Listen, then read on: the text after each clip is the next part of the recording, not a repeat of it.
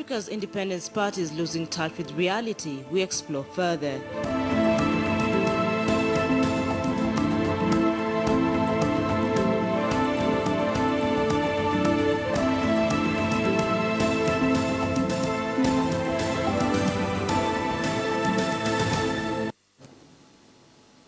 Good morning to you. I'm Linda Gutu. Let's begin this bulletin this morning focusing on international headlines.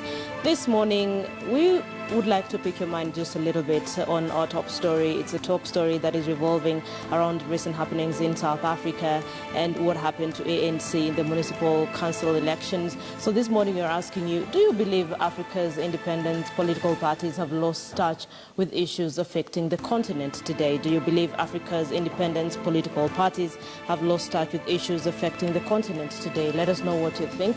Tweet us at KTN News. You can tweet me as well at Linda Gutu. I'd love to sample your views. Just pick your mind just a little bit, focusing on what's happening politically, not just in Kenya, in the region, but in the entire world as well. Independent political parties seem to be having a problem. So that story forms the basis of our Twitter poll this morning on Worldview. We're asking you, do you believe Africa's independent political parties have lost touch with issues affecting the continent today? Let us know what you think. Tweet us at KTN News. You can tweet me directly as well at Linda Ogutu. Let's have a conversation here in studio. I'm having an all-male panel. I've actually been ranting about how come we don't have women represented in this panel, but yeah. Women don't like politics that much. So let's have a conversation about what's happening to Africa's oldest political parties in studio. I'm joined to my immediate left by Professor Israel Kodiaga. He's the African Director, Southern Delta International. Thank you for joining us this morning. We have Dr. Alex Awiti, Director, East African Institute, Aga Khan University. Sir, thank you for creating time for us. And of course, we have Professor Macharia Munene, History and International Relations Lecturer at USIU. Thank you for creating time for us as well. And we have Dr. Bob Wekesa, a fellow at Wits University, South Africa. Sir, thank you so much for joining us this morning. For those of you who watched what happened in South Africa, it was quite instrumental in helping us to understand what was going on with the latest elections that have now put ANC in an awkward, quote-unquote, awkward position, looking at its history in South Africa. So, gentlemen, let's begin this conversation. Professor, what are your thoughts about what is happening to Africa's oldest political parties? They are outliving their youthfulness. Really? Yes, and many of them have not been able to evolve with the time. They are stagnant in the pre-colonial mood, and because of that, you have leadership that is not attuned to changes. So they hang on to what was valid in the fight against colonialism. The post-colonial period requires fresh thinking, better thinking. So people who are very good against colonialism may have problems when they get to the other side of now having to be responsible for delivering things. And it turns out that a number of them may not have thought seriously what they will do once they succeed. So they succeeded, and now you start having problems. What do we do now that we have it? And when that happens, then you start having their supporters begin to raise questions. How come we are not getting what we thought we are going to get? You're actually explaining some sort of scenario that many analysts will say is playing out in South Africa. Dr. Wekesa, let me bring you to this conversation. Like he says, you may have political parties that played a key role, especially in colonial era. And for those of the young generation, remember the latest that happened in South Africa during the apartheid era. Is that what is playing out in South Africa? I think it is to a large extent. The ANC was built as a movement from when it was established in 1912 all the way to 1994. And, a party of liberation, a coalition party bringing in the labor movement, bringing in the South African Communist Party and so forth. So it was a large liberation struggle movement, and its target, of course, was to undo the white minority rule. So this was the key objective. Once it went into power, it had to find out means and ways of governing. And governing, governing people who had very extremely high expectations. Because this is because the nature of the apartheid system is that there was massive exclusion of the majority blacks. Many of them didn't have a good education. And of course, jobs were the best jobs, and most jobs at that were the preserve of the white minority. So once the ANC was in power, it had to work on some kind of transformation, which has not quite gone to the extent that was expected by quite a good number of South Africans. Is it about transformation, or is it about Jacob Zuma in South Africa? I think Jacob Zuma might just be a personification of symbolic of the lack of transformation.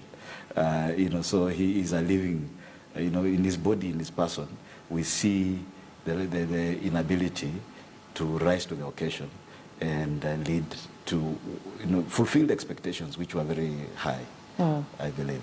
Okay. Dr. Awiti, do you think that what is happening to political parties, especially the old political parties, has something to do with the fact that the electorate now understands what they want from the leadership, and when it doesn't provide that, then that is why you're seeing what you're seeing in Kenya, in Zimbabwe, in South Africa? Well, I think there are several, in my view, two dimensions to this. I think the fundamental one is really institutional capability, the incapacity of the founders of these parties to build institutions, or to build organizations that had institutional efficacy. And then the other one, as Professor Macharia has said, is a question of relevance and the ability of these institutions to reinvent and adapt to the modern times. If you look at, say, the Democratic National Convention that just happened in the United States, or the Republican National Convention, the emergence of Donald Trump, basically shows you that these parties, they might not be to the ends that everybody expects them to be, but they're organizing different streams of different agendas on the margins. So Trump is an outsider. He beat all the establishment candidates, Jeb Bush and all these other guys, and then you see the emergence of Bernie Sanders. So these parties are able, in the process of reinventing and trying to figure out where the middle might be. And then usually in these conventions, what happens is that Clinton now has to accommodate some of Bernie Sanders' ideas, which seem to resonate very well with the younger generation. So they're able to, in a sense, integrate the various streams of opinions that are important to sustaining these organizations. But the first thing is really institutional capability. And I think in our countries, if you look at, say, Ghana, for instance, the party that was founded by Kwame Nkrumah is no longer there. ZANU-PF survives just because Mugabe is still there. Yeah, Mugabe is still there. In Kenya, we don't have KANU because Moi is gone.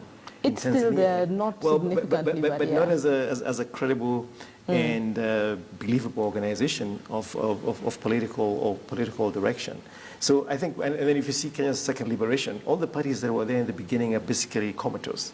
And now we've got completely different ones, because these were not built as critical organizations. ODM is an example, PNU is an example, TNA is an example. These are all organized around the personalities of the individuals who are running them now. But you don't see credible structures and ideological directions that can actually create institutions that endure into the future. Dr. Kodiaga? Thank you very much. I think mine will not be very far from my colleagues, but the idea is this thing is not only unique to the ANC. I think it's easier to see a parallel. These are revolutionary movements, and revolutionary movements move along phases, and these phases are dialectically channeled. So you find the first phase of the ANC right from 1912, at the time it was founded, all the way to when it went underground in the 60s, and subsequently when it was unbanned in 1990. What happens is that the ANC was fighting, it was a struggle. So for a struggle, people had a cause, and it revolved around some messianic and lumniferous figures who are actually providing the ideals, who are providing the philosophies and the fundamental unifying principles behind the struggle. Now, once, that's just one phase. So once Mandela became president in 1994, there was now the second phase now of integration and management of the expectations which were there during the struggle, and of course, ensuring that they survive in a dynamic world. That is a huge phase.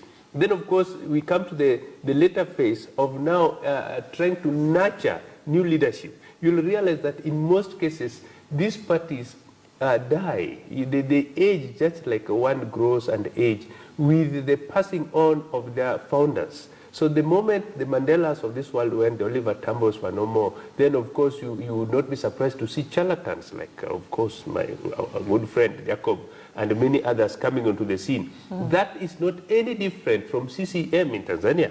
You find that CCM, it was TANU, and the Afro-Shirazi Party, they unite in 1977, they form CCM, and you see it is behind an ideology which resonates and revolve around the person of Mwalimu Julius Nyerere. But with the passing on of Nyerere and the taking over of a few other people, you find the ideals, the principles, and the philosophies of CCM begin to disappear somewhere along the way.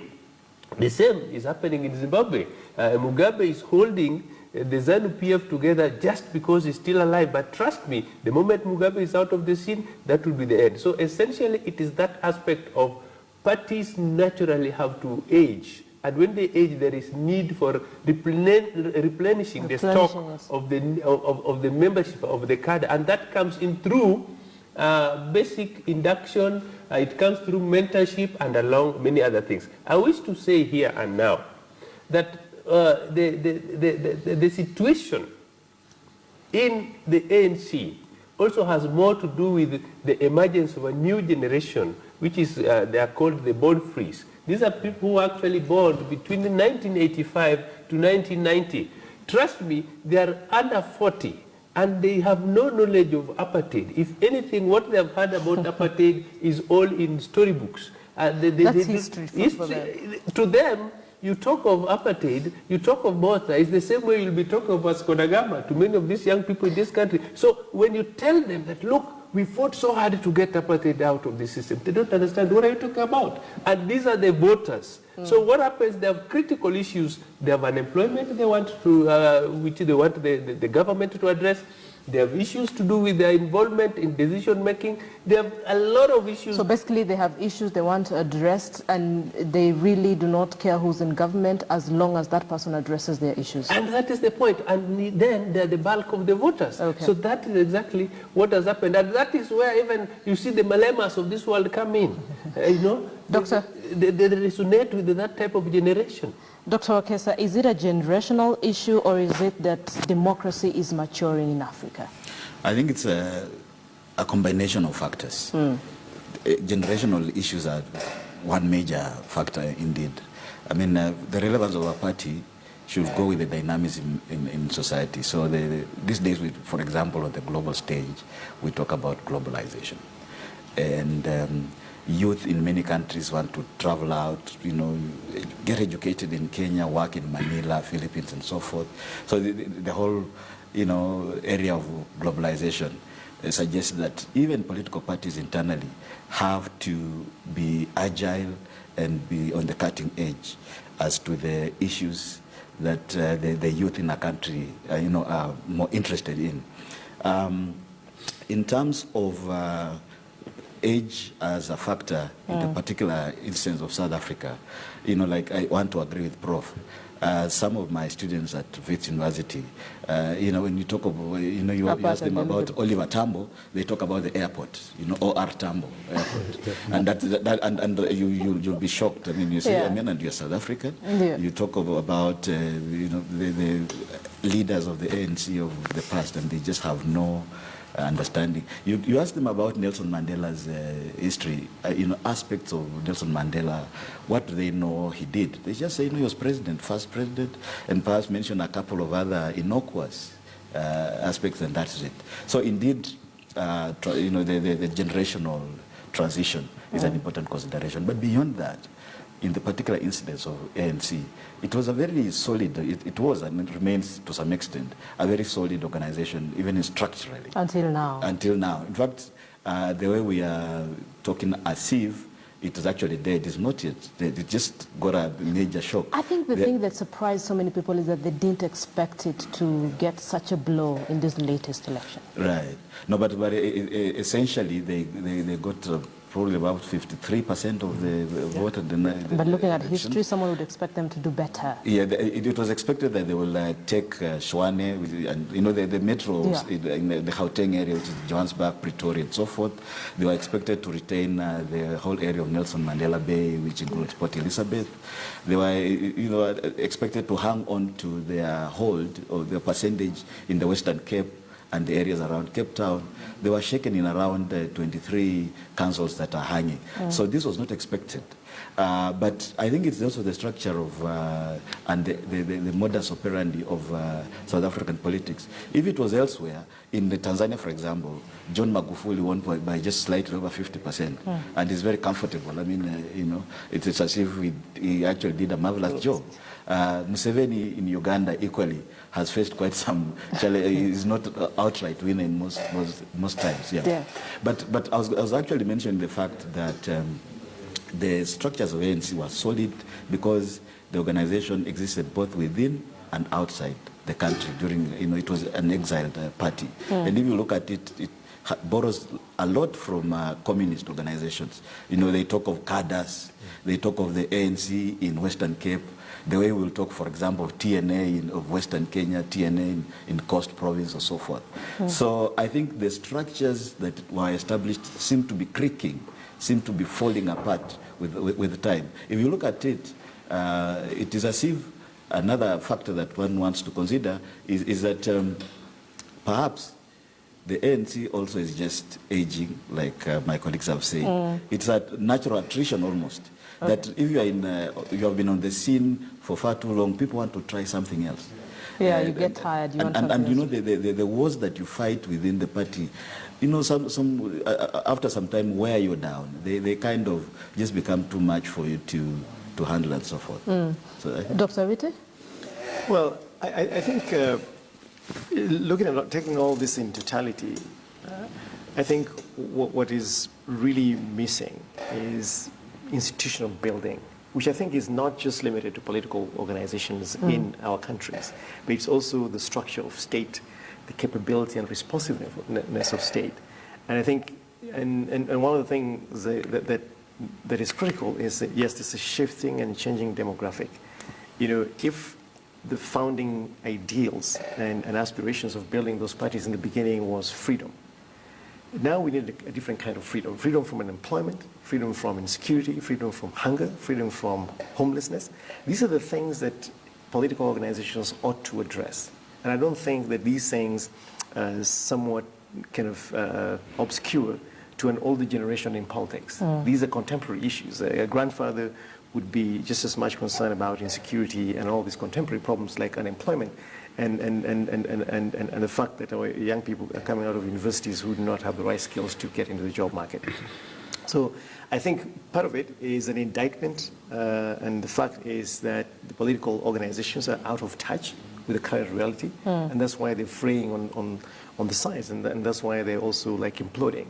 And Museveni is having huge problems in Uganda, for instance. Magufuli built his movement around change, but now he's been unable to deliver. And there's going to be constant kind of questioning around whether he's got his act right, for instance. We've got the same problems here in Kenya.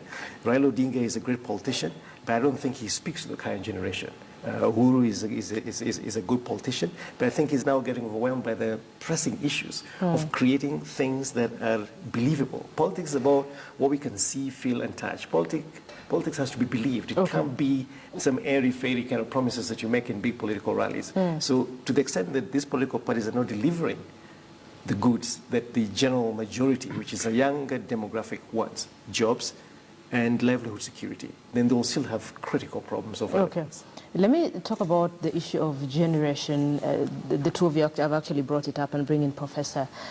Professor, there are those analysts who would say that the current, the voters that we have now, the current generation, is more focused on social media, and it has played a very key role in what's happening to the old political parties, that the new ones are now more in touch with the young people, the voters. What is the role of social media in all this, do you think? It's a great one. The social media have revolutionized societies and politics, not just in Kenya, but everywhere, in the sense that you have people who spend most of their time tweeting or facing whatever it is. No, but that happens even in the US. You now That's what I'm see saying, the Democratic leaders, everyone is tweeting. And The social media have revolutionized almost everything. Gone are the days when in Kenya it would have been a crime to be caught with a fax machine. You know, they're gone. Now Yeah. you have this, and they have an impact. We also have a problem with our educational system. And I guess they are having the same problem in South Africa and everywhere. yeah, he's alluded to it. Yeah, we have told people that they should not study history, that it is useless, that it is, and then you get surprised that people do not know the basic things about their country. And then so we end up importing expertise from to tell you the basic things about yourself. So there is a need for rethinking almost everything. When you get people who are told that it is chic to be ignorant about their society, then you have a problem. Now the ANC is a very old party, it's more than 100 years old, and it played its part. And then I think it has outlived its usefulness as far as the new people are concerned. You have people who really do not know anything about the ANC and its struggle. The same way we have a lot of people who have no clue of what KANU did when it was proper KANU. The same way you have very many people who have no idea what Mamao is. Yeah, precisely. Even there, we are getting to a point where people do not know who Moi is. Okay. You know, it is that bad. And so it is not a surprise that people who hang on to the old parties continue with the same policies, with the same thinking, are out of touch with reality. The smart people know what's going on, so they do the smart thing. Like all that Nelson Mandela did is to play smart. He considered himself a transitional president. There are things he could not handle, so he got out before he was overwhelmed by those things. The same thing with Nyerere. If you look at Nyerere, he watched what was going on. It came to a point where he could not handle them. And the greatness in him is to get out before it became apparent that he was having a problem. And so it's sometimes said that the greatness of a leader is to know when to get out of the picture. Okay. And then probably allow new blood to come up with fresh ideas to tackle the issues that are common at that particular time. Not to be singing about the old songs that are irrelevant. So when you have more than 50% of the population who have no clue who Moi was, yeah? And it's just reason. They have no clue who Moi was. They Or have who no clue Mandela was, is, apart from a good name. Yeah. You know, then you do have a problem. And so to the extent that the old parties are stuck in those mind frame, then no wonder they are losing everywhere. Now, on the issue of the recent election in South Africa, to hear that the ANC was shocked is shocking in itself. Why? Because if it has good analysts and good observers, they could have easily have told them this is happening. So they have no business being surprised that things go into that way. Because people, even some of us from far here on this side, you could see things were not going well. And They should have known. They should have known. Okay. And they should have been prepared in order. Although I think President Zuma has tried to put up a good face and said that it is maturing democracy. Yes. I wanted to jump in just a bit on the social media, new media, digital media bit. I think it's a very sophisticated, world that we are in.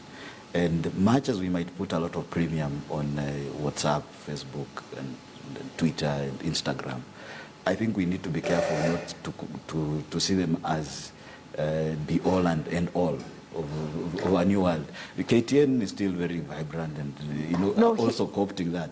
I belong to actually a WhatsApp forum called the Newsroom, interestingly. Yeah. And I know that discussions there can become very vibrant and we pontificate a lot. But with particular respect to the South African elections, local government elections that just ended, some exit analysis indicated that all of us who are, in the Twitter world and so forth, don't end up even voting in the first place. But do they shape how the voting process And goes? sometimes we shape in a certain, cocoon. So look, we must look at the consumption of political news and information and knowledge and so forth in a wider scale. Yes, it can shape and influence, but to a certain extent. So I think I'm not dismissing social media. It is important, and it will become even more important. Yeah. But to say it has changed the election and made ANC, for example, to lose out in South Africa in its entirety might not be quite right. It is not really about ANC. When you look at the number of users, social media users, Twitter, Facebook, and all that, like I think you alluded to it, there's a whole generation that is coming up, and that generation are now becoming the voters. They're on these platforms. Right. Yeah, and there is a conversation there. I think it We has have to get them. I mean, that's where we have to reach them. And I just wanted to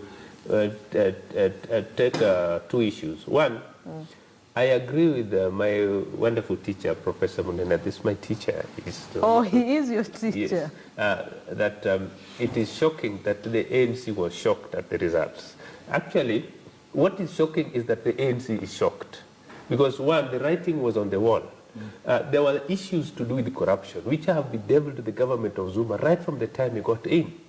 He moves from one scandal to the next, one scandal to the next. And the general, the middle class have been very unhappy with him. And they've been saying it. But the ANC instead cushioned him, shielded him. Even when the court said, look, man, you have spent a lot of money, state money on Johan Kandla. Refund the money. He said he wouldn't refund. And you see, the party continued to shield him. That is number one. Number two, there have been a lot of internal fightings within the ANC.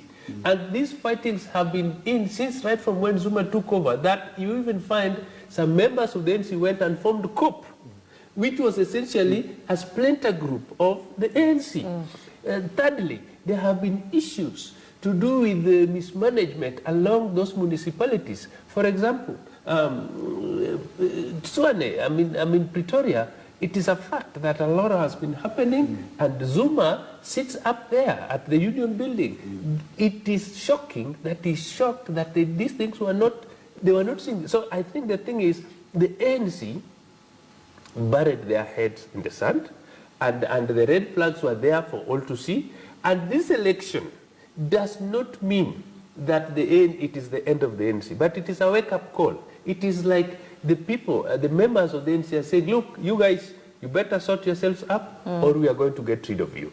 On that note, I wish to also take a little point of departure from my wonderful teacher. Okay. I do not believe that the ANC has outlived its usefulness. And I do not believe that the CCM has outlived its usefulness. Without them, then you are prescribing disorder. Because these are parties that have structures which this permeate across the country. What really needs to be done is that the parties need to reinvent themselves and attune themselves to the changing times. If you remove the ANC in South Africa today, trust me, the EFF of Malema at best can be a whistleblower or can be some kind of some nuisance. It is there for nuisance value, but you cannot trust them with the ship of the nation. The DA of Musi Maimane is very strategic and very methodic in its activities, but do not forget that this is a party that also is backed by the ultra, the gods of apartheid who are still living. You see, the relics of apartheid are behind the DA. Yeah. So you cannot trust the DA to take over power lest they take South Africa back. They would reverse the clocks of history. So the writing has been on the wall for the ANC. In the case of Tanzania, when you look at the CCM, really what is happening is that Tanzania is a single-party country in a multi-party environment. And this is something that people do not seem to see, because Chadema and all these other guys who have gone to these other parties came from CCM and they're 60 plus. So essentially it is the mentality of the CCM in all those other parties. So up to now, you see those are parties which are having relics. So the youth that we are talking about, the born frees, the generation which were born in the 80s and the 90s are left out. Even in Kenya, I see them only dancing when there are those political platforms, they are brought in to either dance or excite the crowd, after which they vanish from the scene. Those who were there in 1997 in the various parties vanished after the 97 elections. Those who were there in the 2013 elections vanished, and I'm seeing new faces coming on. So you find their involvement is only to the extent that they can excite a certain group, excite the youth, after which they are left. So what we are talking about is that these parties need to redefine their philosophies, to define their agenda, and attune the agenda to the emerging generation. Okay. When that is done, we are home and dry. Zimbabwe will implode. With time. Not with time. Zimbabwe, the clock is ticking. Give it 2 years at most. But trust me, Zimbabwe is no more. ZANU-PF is no more, because it has not taken cognizance of internal dissent. Instead, Mugabe plays one group against the other. Now he's playing The veterans. the veterans against the Minister for Justice. So you can see it happens all the time. So Zimbabwe, immediately Mugabe leaves the scene, that is implosion. Okay. Dr. Witi? So I think what is emerging from, from Prof's comment and Israel's response, I think what we have starved our political organizations of is transparent, believable political competition within organizations. And this is what is killing our organizations. I think Moi, we might have said many things about him, but he stifled and smothered any possibility of competition within KANU internally. Raila Odinga has done that consistently throughout his political career. Uhuru Kenyatta is doing exactly that. William Ruto is doing exactly that in their respective parties. In the absence of political competition, you stifle, you kill these organizations, and you make them incapable of self-renewal, injection of new blood to create the dynamism that Prof is talking about and that Israel is talking about. You need new blood to help these parties move in different directions. We see that in David Cameron's recent decision to leave the Conservative Party after Brexit. And Corbyn is under enormous pressure to leave. We've seen this in the Democratic Party in the United States, the emergence of Bernie Sanders, and that has created a very, very interesting moment where the party now has to think, where does it want to position itself going forward? And now Trump is also creating a very different dynamic in the Republican Party. What really is establishment politics in the Republican Party?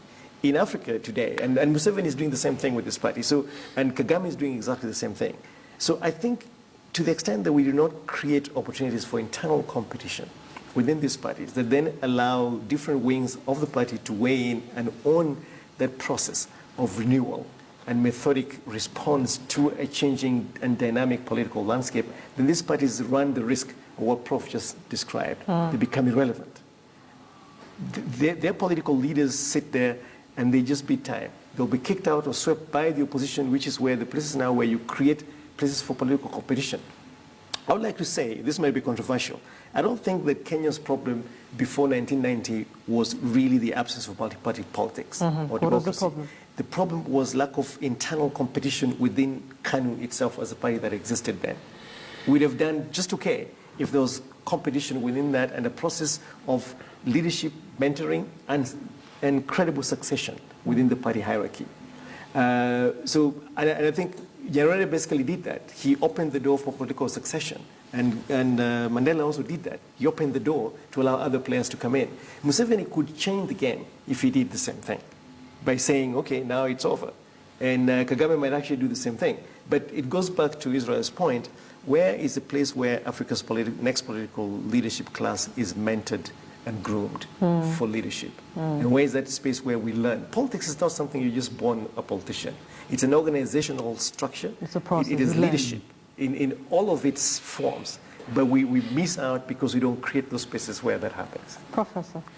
Well, I'd like to agree with my classmate. Is he your classmate or your Yes, you were in the student? same class, but you were sitting the other side. The issue here is when you said parties about to leave their usefulness, is the party mentality that's no longer relevant. That one is out. And what they need is to find a way of rejuvenating themselves and bring in new blood. People who are not necessarily groomed to be, but they get the opportunity that, and they bring fresh ideas that are acceptable, are sellable.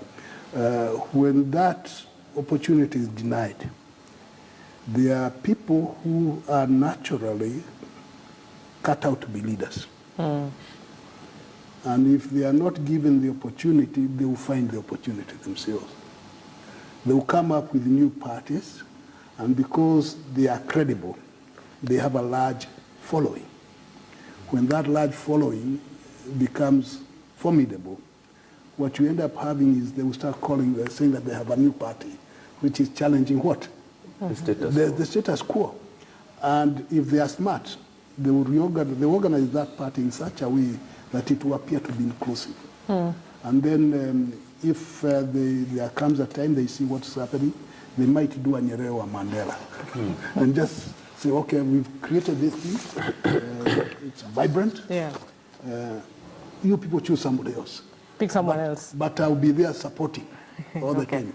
And one of the weaknesses we have had, we have not had the leaders getting out and supporting the newcomers. Okay. And that's why they are disappearing on their own. Dr. Wekesa, I'll give you 15 seconds because I'm told we have to wind up. Right. No, I think interesting discussion here. I'd like to agree with my colleagues that it's complacency of the founding parties that actually leads them into, leads to the troubles they face. That, you are in power, you struggle so much to get this power. Then but when once you get it? when you get it, you become complacent. Yeah. And when people are speaking to you, the electorate are saying, no, look, you need to change this, and you're not doing it.